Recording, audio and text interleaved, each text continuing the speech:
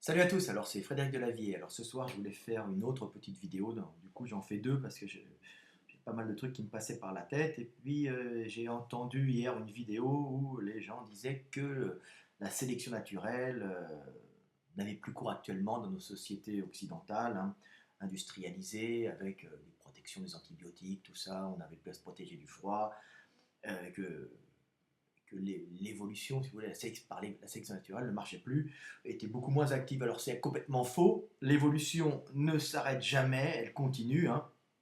D'ailleurs, je vais expliquer un peu à quel niveau elle continue, parce qu'elle ne fait que changer de route, hein. Ça veut dire que l'évolution suit une certaine route et après elle en prend une autre, hein. C'est-à-dire que la sélection naturelle on va dire que c'est la sélection des mutations les mieux appropriées à un milieu qui est en général toujours changeant, hein. Le milieu change périodiquement, il n'y a jamais de stabilité dans le monde, hein. Le monde n'est pas stable, hein. Le monde est en mouvement permanent, hein. Depuis qu'il a commencé, il ne s'arrête pas, il continue à avancer. Donc le monde change en permanence, donc on est obligé de s'y habituer en permanence. Et ce qui se passe, c'est que en général, il y a tout le temps une sélection, hein. Darwin l'avait bien montré. Alors on dit oui, t'es darwinien, la génétique. Et Darwin n'avait jamais parlé de génétique, il n'avait aucune notion des gènes. Darwin parlait essentiellement de la sélection des caractères des parents qui étaient transmises aux enfants. Il avait noté ça, hein, aux enfants petits, hein, et que c'était et que ces caractères, parce qu'il y avait ces caractères qui étaient transmis, étaient en général les caractères les mieux appropriés au milieu. Donc il y avait une sélection naturelle des individus les mieux appropriés au milieu. Puis après, il a parlé de la sélection sexuelle. Donc lui, il avait mis le doigt là-dessus, il a mis le doigt là-dessus, puis il a apporté de nombreux exemples en allant au Galapagos. Donc il y a une sélection naturelle, comme on dit tout le temps, la sélection du plus fort, la sélection du plus résistant. Ben oui, il y a la sélection du plus fort et du plus résistant. C'est la vie, c'est comme ça, hein. Alors on dit oui, il n'y a pas de passage d'une espèce, il n'y a pas de passage, il y a de la micro. Alors c'est parce que j'ai tous les créationnistes qui viennent raconter leurs conneries sur mes vidéos, hein, avec des pavés énormes en général, en disant ce n'est pas prouvé, tout ça, mais non, tout est prouvé. Je vais faire une autre vidéo là-dessus, hein, l'évolution, la sélection l'évolution des espèces, hein, qui en donne d'autres par éloignement, progressivement génétique, hein. Darwin n'avait aucune notion de la génétique, hein, et il a fallu attendre Mendel, je crois, qui était qui s'occupait des petits pois vers le coin de la Tchécoslovaquie, là, après, pour commencer à parler des mutations sur les petits pois avec des mutations neutres, hein, mais il n'avait encore aucune notion des gènes, hein. Il voyait qu'il y avait des caractères neutres, hein, qui étaient transmis, des caractères et, et d'autres donc, qui ne s'exprimaient pas tout de suite et qui s'exprimaient après quand les deux parents l'avaient, par exemple. Donc lui, il a pu montrer que des caractères qui n'étaient pas visibles étaient dormants dans les parents et pouvaient passer après, mais ça, je en parlerai après dans une autre histoire. Donc là, ce que je veux dire, c'est que l'évolution continue, elle ne s'arrête pas. Alors, elle continue comment? Alors on dit oui, alors effectivement, c'est pas le plus costaud avec la massue qui va résister, qui va survivre, hein. C'est pas maintenant, on a d'autres critères de sélection. Mais par exemple, vous avez en ville, hein, on a beaucoup maintenant dans les sociétés occidentales, il y a beaucoup de pollution, hein, de pollution particulière. On entend les pics de pollution dus aux particules de diesel, alors surtout des camions et des vieilles bagnoles, hein, parce que les nouveaux diesels en général sont beaucoup moins polluants, hein, et puis des usines, et puis du chauffage diesel dans certaines agglomérations, ainsi que les particules des résidus toute la combustion des hydrocarbures, hein, et même les particules du bois. Alors, comme on voit dans les grandes villes, il y a beaucoup de pollution. On a vu à Pékin ces nuages qui sont issus de la combustion des hydrocarbures. Euh, ça produit des calamines qui vont dans les poumons, qui vont faire des irritations et qui vont à long terme générer des cancers. Alors, ce n'est pas ces cancers à long terme qui vont agir réellement sur la sélection des individus, puisque ces cancers vont se développer après, en général, que les individus aient transmis leurs gènes, mais par contre, ces particules peuvent générer chez les enfants asthmatiques, hein, chez les personnes sensibles, alors c'est surtout les enfants, hein, les petits-enfants, des problèmes de bronches, des problèmes d'asthme, qui peuvent les éliminer et faire qu'ils meurent par une crise d'asthme, par un étouffement, et ils ne transmettront pas leurs gènes. Donc, il y a une sélection des individus les plus résistants aux particules fines et aux particules de calamine issues des combustions des hydrocarbures. Ça, vous voyez, donc il va y avoir une sélection des individus qui ont une meilleure résistance au niveau des tissus épithéliaux, des tissus des poumons, hein, qui ne feront pas d'allergie, qui auront un système immunitaire qui feront peut-être moins d'allergie, vous voyez, alors qu'on n'a pas ce problème, par exemple, en campagne, on n'aura pas ce problème qu'on a en ville avec, au ras du sol, cette pollution particulière. Il y a aussi des pollutions à l'ozone, hein. Alors, il y a des gens qui ne vont pas supporter, des petits qui vont faire des tachycardies, peut-être même des enfants qui vont faire des arrêts cardiaques, hein. Les pollutions au gaz d'échappement, hein, pas aux particules, hein, au gaz d'échappement, pollution gazeuse. Il va encore y avoir des petits qui vont mourir. C'est continue la sélection naturelle continue parce que ces petits ne seront pas adaptés à cette pollution. Vous voyez, le milieu change, il ne change pas en bien forcément, mais nous sommes toujours obligés de nous adapter. Alors évidemment, on fait tout pour ne pas avoir cette pollution, mais cette pollution est là quand même, hein. On a aussi maintenant tous les problèmes des polluants chimiques, hein, comme le parabène, hein. On a vu que le parabène, hein, on commence à se poser des questions, et on suppose que ça fait des problèmes de stérilité chez les enfants. Alors effectivement, tout le monde ne va pas résister de la même façon face à certains polluants chimiques, hein, comme le parabène qu'on voit dans les canettes de coca ou qu'il y avait dans les biberons, qui est supposé faire qui est supposé, à peu près la preuve maintenant, créer des problèmes de stérilité chez les gens. Alors peut-être pas forcément chez tous les gens, mais chez certaines personnes qui vont avoir une sensibilité. Et encore, on va avoir cette nouvelle sélection des individus qui sont moins réceptifs à ces polluants, hein. Un peu comme on voit certains polluants hormonaux, hein, qu'on retrouve encore, hein, issus de l'industrie chimique, hein, qu'on peut retrouver, même médicale, hein, comme on peut retrouver dans l'eau des hormones femelles, de la pilule, hein, des hormones de synthèse, hein, qui peuvent avoir une action négative, hein. Et puis même si les mamans l'ingèrent, par exemple, ben, elles vont avoir des problèmes sur leur petit repas. Toutes les mamans, certains petits vont peut-être être moins affectés par tous ces polluants chimiques, hein. Certains ne créeront pas de stérilité ou de féminisation du fœtus. On s'aperçoit que souvent la féminisation, le manque de testostérone peut être induit par ces polluants chimiques, et on se retrouve avec des petits, hein, qui après n'auront pas forcément une sexualité hyperactive ou auront quelques déviances sexuelles. C'est pas négatif, hein, mais dire qu'ils s'intéresseront peut-être à l'autre sexe, hein. Alors tout ça, il y a des facteurs culturels, il n'y a pas que le facteur polluant chimique, hein. Il y a plein de facteurs qui rentrent en compte, qu'on n'a pas m'accuser de quoi que ce soit, mais ça peut jouer, et vous voyez, donc certains ne seront pas du tout affectés, d'autres seront affectés. Bon, mais par exemple, s'ils deviennent homosexuels, l'homosexualité a de multiples causes, hein, c'est pas une maladie, mais s'ils sont homosexuels, ils vont peut-être pas forcément vouloir avoir des enfants, hein. Maintenant, on peut adopter, une nouvelle loi qui est passée, mais c'est pas facile, c'est beaucoup moins facile d'adopter que d'en faire un, hein, on va dire. Voilà. Donc, vous voyez comme le monde change. Il y a aussi les pesticides. Alors, pareil, les pesticides, hein, la même chose. On s'est aperçu qu'il y avait une féminisation des mâles, et donc ça pouvait poser des problèmes, hein. Et on se retrouve avec les pesticides qui peuvent, à longue, avoir des problèmes qui peuvent provoquer de la stérilité, je crois. Chez les animaux, c'est sûr, hein, on les a enlevés, mais aussi chez les hommes. Et évidemment, tout le monde ne va pas être affecté de la même façon pour la même dose ingérée de pesticides sur les légumes, sur les fruits qu'on aura pris, hein. Vous voyez, la sélection continue toujours, hein. C'est une question de taux, tout ça, le milieu change en permanence, hein. Il n'y a pas, on n'est plus dans, évidemment, on va pas être, maintenant, il n'y a pas une sélection naturelle, celui qui court le plus vite pour échapper à un fauve ou pour courir après une gazelle, hein. C'est plus ça. On va avoir beaucoup moins de sélection naturelle de sélection, on va dire, sur les gens. C'est la sélection tout le temps naturelle, même quand elle est chimique, même bon, c'est la nature, si vous voulez. Même si c'est une nature déviante, même si nos usines, c'est quand même, on fait partie de la nature, et c'est la nature déviante, hein. Ok, c'est notre culture, mais on fait partie du monde. Donc, vous voyez, il y a tout le temps, ce monde change, et à chaque fois, la sélection des mutations les mieux adaptées prend à chaque fois un chemin différent. Alors, on peut voir aussi les sélections au stress dans nos sociétés occidentales, hein, où on est les uns sur les autres, hein. On s'aperçoit que c'est pas évident, on prend le métro les uns sur les autres, hein, comme des sardines, on est là, c'est un stress quand même, être capable de pouvoir tenir le matin dans des transports en commun les uns sur les autres sans trop bouger, après dans un boulot on ne bouge plus, hein.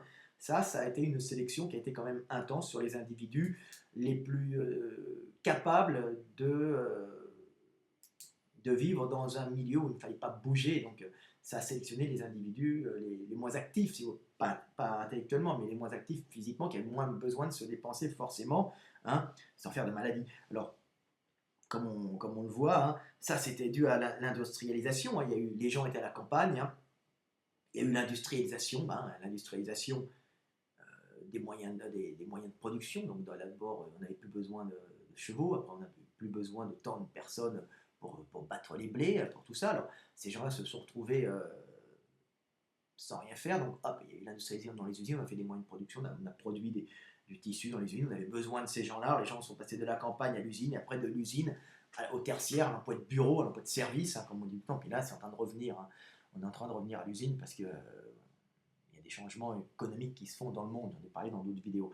Mais vous voyez, passer d'une vie dans les champs, hein, à une vie à l'usine où on peut pas, où c'est moins actif, hein, on est derrière un poste, hein, c'est pas évident, même si c'est fatigant, on ne bouge pas, on n'a pas 36 trucs à faire, on est payé à la fin du mois, on n'est pas dehors, c'est beaucoup moins. Et puis après, passer à une vie dans le tertiaire, dans le bureau, le cul sur une chaise, ben, tout le monde n'est pas capable de le faire. Il y a des gens qui ont besoin de mouvement, hein, comme de courir, ben, comme le Doberman a plus besoin de courir que le bichon qui a été, lui, sélectionné pour être sur les jambes de sa maîtresse. Alors, il n'y en a pas un qui est meilleur que l'autre, parce que j'entendais une fois un skinhead qui disait moi je suis un Doberman, les autres c'est des caniches. Le caniche a une fonction aussi importante que le Doberman, hein. Le caniche calme la mamie, un report d'amour sur le caniche permet aux gens de mieux vivre, et le Doberman, bon, ça peut être un chien de garde comme un chien de compagnie, mais il faut le faire courir. Puis il n'y en a pas un qui est au-dessus de l'autre, hein.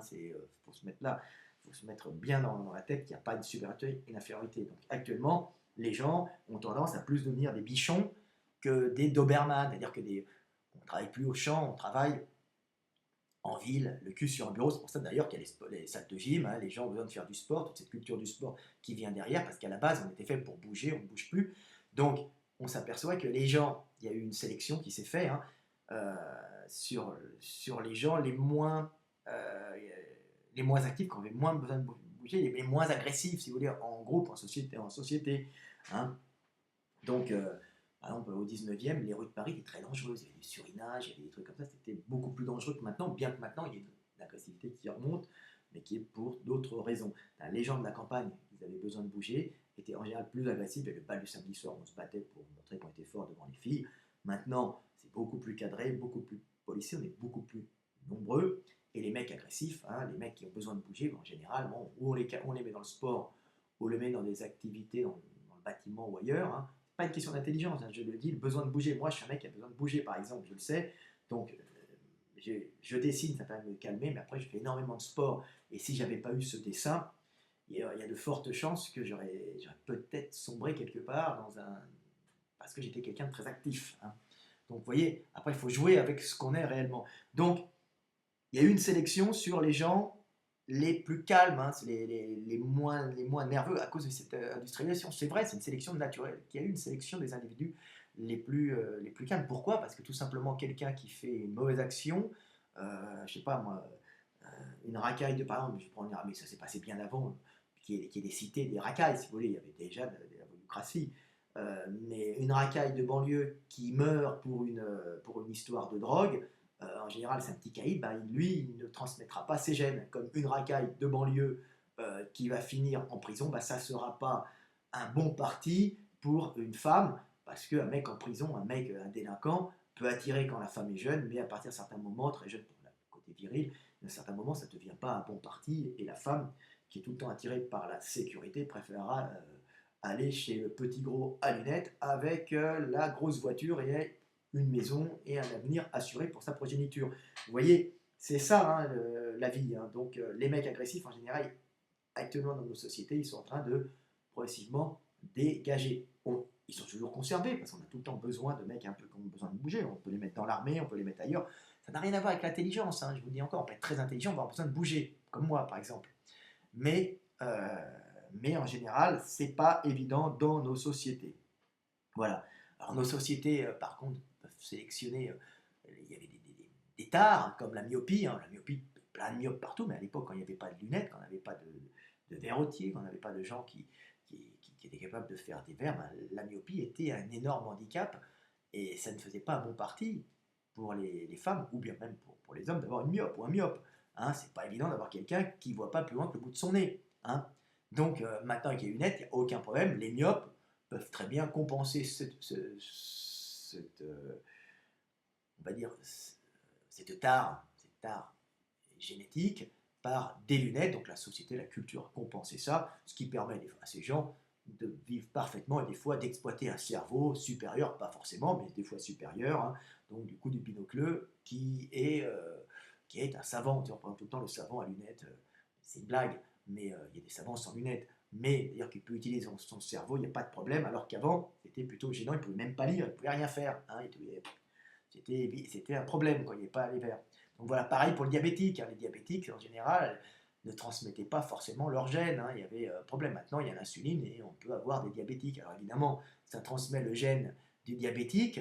Le diabète, il y a plusieurs sortes de diabète, hein, bien sûr, hein. Mais en général, il y a des diabètes qui sont d'origine génétique, puis d'autres qui sont acquis. Mais de toute façon, il y a une fragilité, c'est pas ma spécialité non plus.